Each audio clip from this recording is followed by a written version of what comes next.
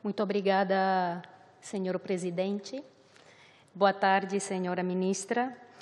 Le agradezco su exposición clara, transparente y, sobre todo, haciendo hincapié en grupos bastante vulnerables. Hemos traído unas cuantas propuestas y también unas cuantas preguntas. La primera, y ojalá tenga tiempo de exponerlas todas. La primera va sobre las políticas activas de ocupación y devolver el 55%. Verá, señora ministra, hay una grave invasión de competencias, una más. El recorte del 55% del presupuesto para las políticas activas de ocupación y formación es también una sustracción a la clase trabajadora y al empresariado de Cataluña. ¿De dónde proceden estas aportaciones, señora ministra? Provienen de las cotizaciones de empresas y trabajadores. Es evidente que desproveer Cataluña de estos recursos es tanto como limitar su capacidad de dar respuesta a los miles de ciudadanos y ciudadanas que tendrán que buscar oportunidades el día siguiente cuando acabe todo esto. Y no dudamos de la buena voluntad, claro que no. Seguro que ustedes destinan este dinero a pagar facturas muy loables y seguro que también de carácter social.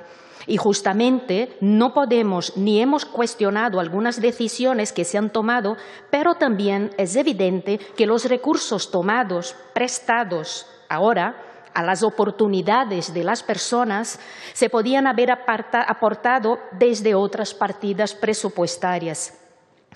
Segundo, dotar de forma extraordinaria y sustancial de una mayor cantidad de recursos humanos a la Inspección del Trabajo y Seguridad Social para aumentar las actuaciones de oficio e intensificar el control de la actividad de las empresas de trabajo temporal, la economía sumergida, las finalizaciones de contratos de trabajo por tiempo determinado y el uso fraudulento de falsos autónomos y de falsos fijos discontinuos.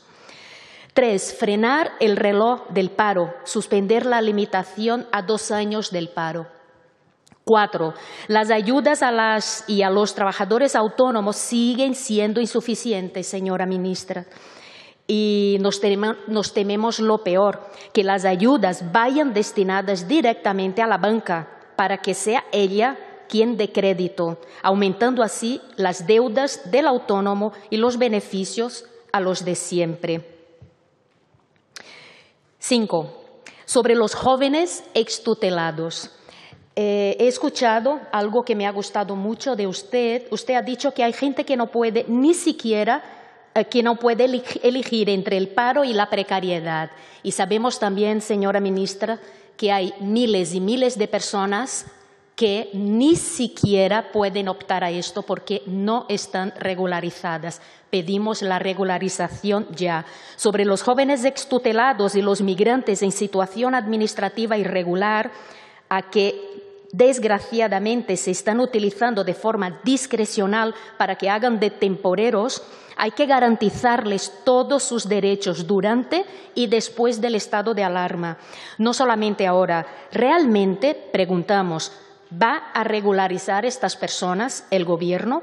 Y los miles de personas migradas que están sujetas a trabajar sin contrato, con sueldos y condiciones laborales miserables, muchas veces, y digo en primera persona por haberlo visto, en condiciones casi análogas a la esclavitud, por el hecho de no tener papeles. ¿Qué tiene previsto hacer el Gobierno exactamente, señora ministra? Sexto, y voy acabando, ¿qué va a pasar con la derogación de la reforma laboral propuesta? Hay que redactar la ley de tal manera que los despidos no puedan realizarse. 7. Recordar que todas las suspensiones de cuotas de la Seguridad Social, excepciones, etcétera, no deja de ser de nuevo hacer recaer la crisis sobre las clases trabajadoras. Las pensiones son nuestro salario diferido, señora ministra. ¿Cuánto costará a las clases trabajadoras la bonificación de las cotizaciones de las cuotas a Seguridad Social de los ERTEs? 8, y voy acabando. En cambio, vemos como una vez más pagamos directamente los efectos de la crisis. Si hay dinero, está en los bolsillos de los especuladores. de las grandes fortunas y del sistema bancario. ¿Qué medidas fiscales, señora ministra, preguntamos, han ejecutado ustedes? ¿Por qué no hay un impuesto especial e inmediato a las grandes fortunas? ¿Qué medidas impositivas se han impuesto o se impondrán a la gran banca?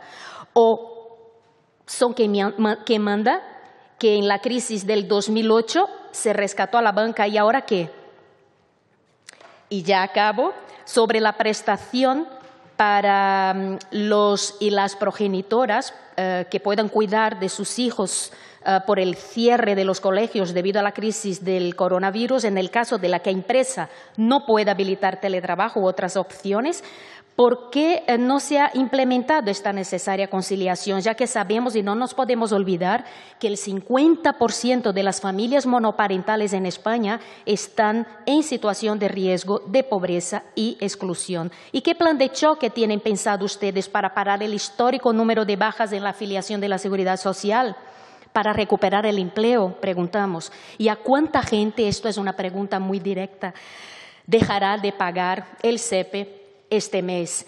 ¿Y por qué han tardado tanto tiempo ustedes en tomar estas decisiones cuando hace semanas que sabían que los mecanismos y las herramientas que tenían no los permitiría pagar a tiempo? Y ya para finalizar, el largo confinamiento no se puede entender, señora ministra, en ningún caso como un periodo de vacaciones, y menos traducirlo en un débito de horas a las empresas por parte de las trabajadoras afectadas, privando a las familias de un tiempo imprescindible, ya se ha dicho aquí, para atender a las menores o a las dependientes con repercusión inmediata o proyectada en el tiempo. Y en el mismo sentido, se debería equiparar a una incapacidad temporal aquellas personas que tengan que quedarse en casa de manera obligada para cuidar a menores o personas dependientes. Particularmente grave es el caso de las familias monoparentales. Vuelvo a decir, sea como sea, es de obligada necesidad de protección en el empleo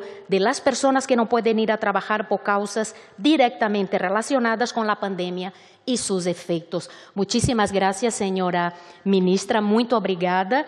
Y ha dicho usted, concretemos un acuerdo contra la precariedad. Y añado, sí, por supuesto, obviamente, pero también contra la irregularidad administrativa para que todas las personas, absolutamente todas, podamos trabajar regularmente. Muchas gracias. Obrigada. Obrigado. Gracias, señora Carballo. Tiene la palabra por el Grupo de Confederación.